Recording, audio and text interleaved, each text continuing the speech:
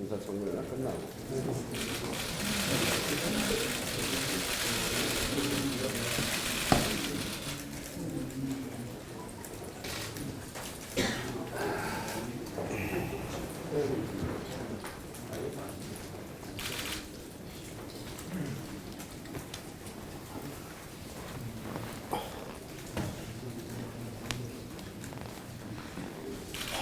내가 몇 번 했는데, 전화 몇 번 했는데.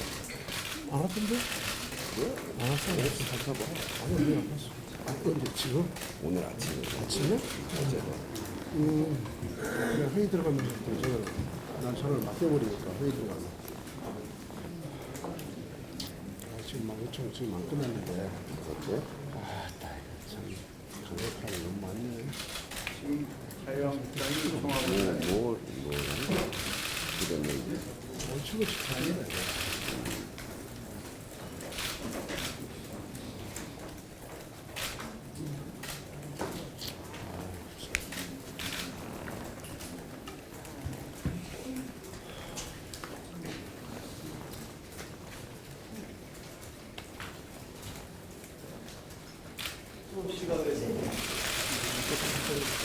이거라도 사진 나가시네.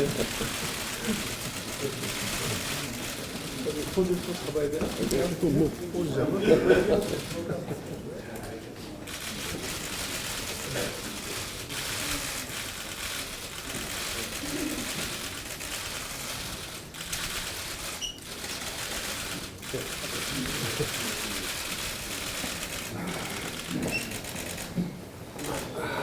오늘 임시국회가 이제 오늘부터 시작이 되는데 새 정부 들어서 첫 번째 임시국회입니다. 우선 그 인사청문회가 쭉 기다리고 있고 또 일자리 문제 등 현안들 또 대기하고 있는 것 같아서 이번 임시국회야말로 새로운 시작을 하는, 그래서 국민들의 기대에 부응하는 생산적인 국회가 되어야 된다고 생각을 합니다. 서로 잘 소통하고 또 정당 간의 협치를 통해서 국민적인 기대에 부응하는 그런 국회가 되도록 함께 노력을 했으면 좋겠습니다. 하여튼 가장 시급한 현안부터 머리를 맞대고 잘 합의를 이루고 협력하는 그런 노력이 있었으면 좋겠습니다. 그 새로운 정부 들어서 첫 번째 임시국회입니다. 국민들이 지켜보고 계시고, 첫 번째 국회에서 이 여야 간에 그리고 국회에서 협치가 얼마나 잘 구현될 것인가라고 하는 것에 대한 국민들의 기대가 높고, 또 국회가 거기에 잘 응답해야 된다고 생각합니다. 이 국무총리 인사청문회가 협치의 첫 번째 시험대일 텐데, 그동안 전화로 또 뵙기도 하고 하면서 말씀드리면 그 형식에 있어서 부족함 또는 내용에 있어서 부족함을 말씀하시는데, 어쨌든 인사 문제를 둘러싸고 역대 정부에서 비서실장이 나서서 청와대가 가장 빠르게 또 진솔하게 고민까지 담아서 사과도 하고 또 고충을 털어놓은 그런 이야기는 그래도 진정성이 있다. 저희는 여당은 그렇게 생각하고요. 부족한 점은 부족한 대로 잘 메꿔가면서 그 야당의 정말 담대한 협치를 위한 담대한 협조가 필요하다고 생각합니다. 새로운 대한민국을 만들어가는 것도 우리 국민들의 걱정을 덜어드리는 것은 대통령 혼자서 하시는 일은 아니고 우리가 협치의 정신을 잘 살려갈 때 가능하다 이렇게 생각합니다. 차제에 우리 주호영 대표님께서도 말씀하셨습니다만 운영위원회에서 소위를 만들어서 이런 인사 기준에 대해서 구체화시키는 작업, 그것도 뭐 가능할 것 같고, 여야 간에 수석을 비롯해서 정책위 이런 실무팀을 만들어서 하는 것도 가능할 것 같고, 당정청 협의를 통해서도 가능할 것 같은데, 이게 시간이 많이 걸릴 거 아니냐 이런 말씀도 있는데, 이게 굉장히 많은 사례가 있기 때문에 충분히 해볼 수 있다 이렇게 생각하고요. 또 19대 국회에서 이미 나온 인사에 관한 기준 법안들도 많기 때문에 조속하게 우리가 처리해 가면서 이런 문제를 해결할 수 있다고 생각합니다. 저희들 뜻대로 다 되지 않더라도 야당의 의견을 아주 충실히 받아가면서 앞으로 우리한테 주어지는 이런 문제들에 대해서 정말 소통하고 협치의 정신을 함께 발휘해 가기를 기대하면서 오늘 생산적인 그 국회의 모습이 국민들한테 비춰지기를 진심으로 기대합니다. 네, 지금 말씀대로 이번에 새 정부 들어서 첫 번째 맞이하는 임시국회입니다. 우리 국민들께서 이번 국회에 대해서 많은 관심과 또 어떻게 운영하는지에 대해서 특별하게 지금 우리 국회를 쳐다보고 계시다 이렇게 생각합니다. 그래서 가장 이번 임시국회의 큰 문제는 우선 청문회 문제라고 보고 있습니다.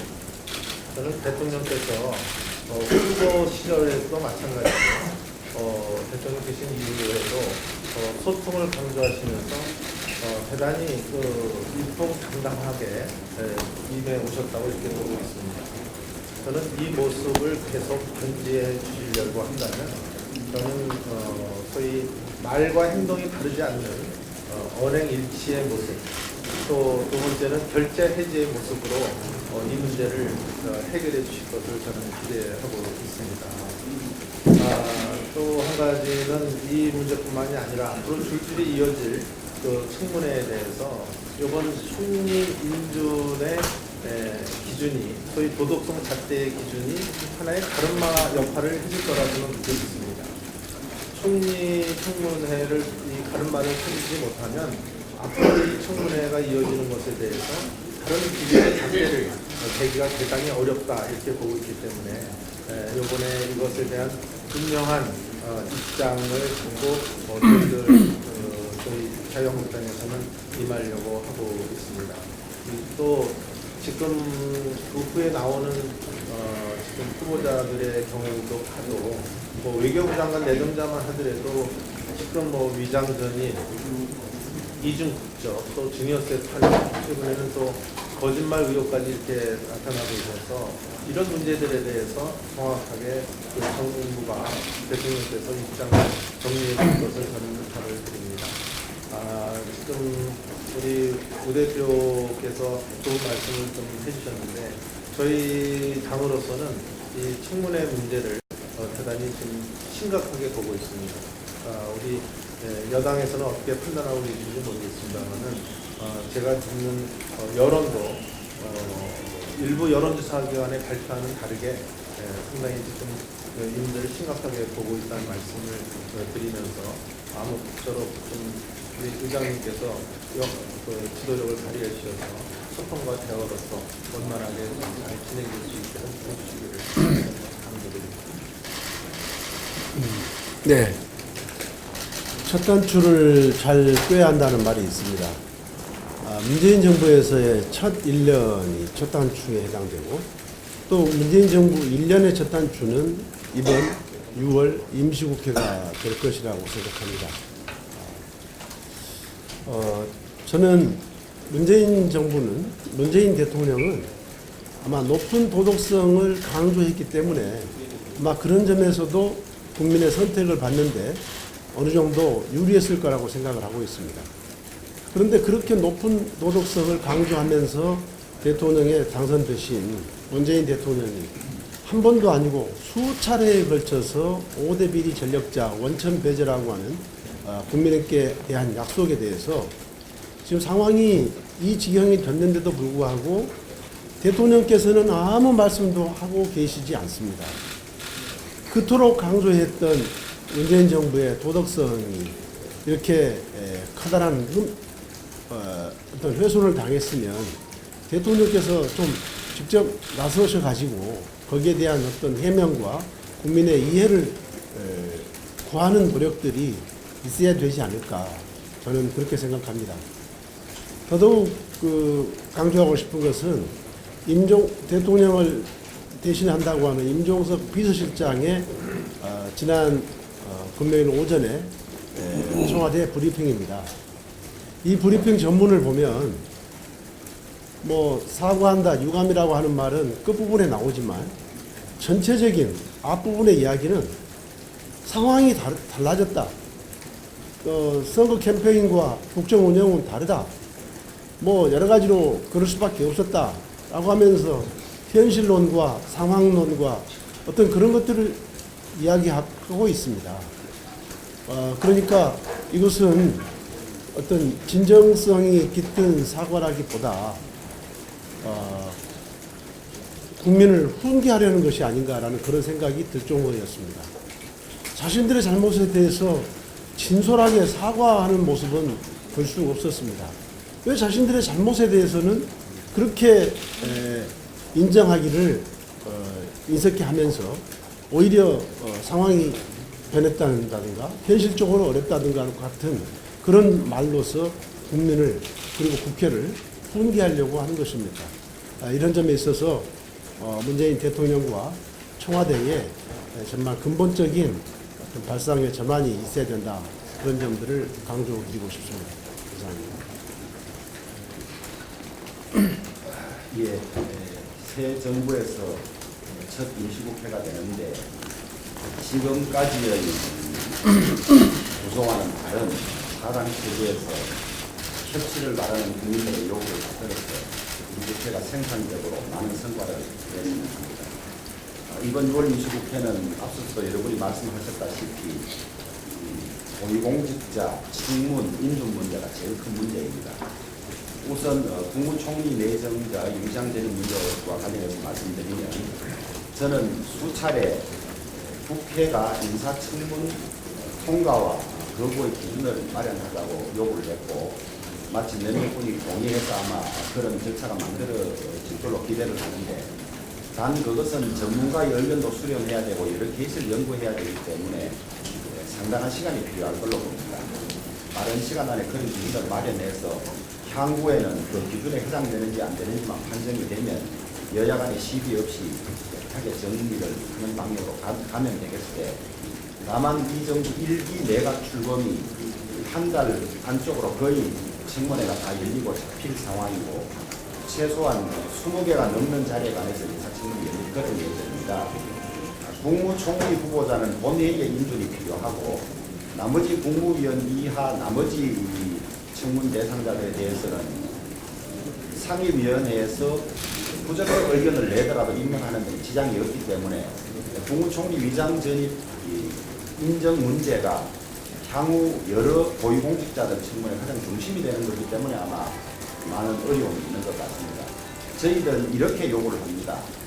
새 정부 출범 초기에 여러 가지로 국내외적으로 어려움이 있는 과정에 조기에 내각이 출범해야 하고 그것을 돕는다는 입장은 저희들이 미리 밝혔습니다만은 더불어민주당이 야당 시절에 요구했던 기준 그리고 대통령께서 공약집에 위장 전입을 비롯한 5대 비리에 관해서는 원천적으로 고위공직에서 배제하겠다고 약속을 하셨는데 불과 취임 2주 만에 3건 이상의 위장 전입이 나옴으로써 이 공약이나 평소 요구를 지켜갈 수 있을지 없을지에 관해서 많은 국민들이 의문을 가지고 있습니다. 그래서 국회에서 청문 기준이 마련되기 전 이번 1기 내각의 나머지 20자리가 넘는 고위공직자들의 인사 지명이나 임명 동의에 있어서 위장 전입을 어떻게 할지만 분명히 밝혀달라. 위장 전입은 약속한 대로 원천 배제하겠다고 할 것인지 아니면 임종석 실장 이야기한 대로 국정 운영해보니까 여러 가지 어려움이 있어서 공약할 때와는 사정이 다르다면 어떤 사정이 다르고 왜 지킬 수 없는지 그것을 책임 있는 분이 직접 이야기를 해야 하겠다. 그것 없이 바쁘니까 국무총리배당 통과시켜주세요 하고 나면 그 뒤에 나머지 위장 전입은 모두 국무총리가 통과된 마당에 나머지 위장 전입은 모두 통과될 수밖에 없는 그런 사정이니까 이것은 한 발자국도 계획이 되지 못하는 상황이고 국민의 기대를 충족시키지 못하는 그런 상황이라고 봅니다. 그래서 먼저 청와대가 위장 전입에 관해서 향후 인사청문을 요청함에 있어서 어떤 기준을 적용할지를 국민에게 먼저 밝혀달라고 요구를 하고 이낙연 후보자는 국무총리가 된다면 향후 나머지 국무위원들에 대한 재청권을 행사할 텐데 그 재청권을 행사함에 있어서 위장 전입을 어떻게 할 것인지도 입장을 밝혀주시면 저희들이 국민들이 납득하면 협조하도록 그렇게 하겠습니다. 그래서 저희들 먼저 청와대와 이낙연 후보자의 위장 전입에 대한 향후 처리 기준이나 방침을 밝혀달라고 요청합니다. 자, 이제 그 말씀하신 것처럼 그 새 정부가 출범하는데 이제 인적 충원이 이루어져야 되기 때문에 인사청문이 가장 현안 일입니다. 그래서 그런 문제에 대해서 다들 의견 제시가 있었고, 그러나 근본적으로 이 새 정부가 잘 순항할 수 있도록 해야 된다고 하는 공감대는 만들어져 있으니까 잘 지혜를 모아보도록 그렇게 하겠습니다. 여기까지나 감사합니다.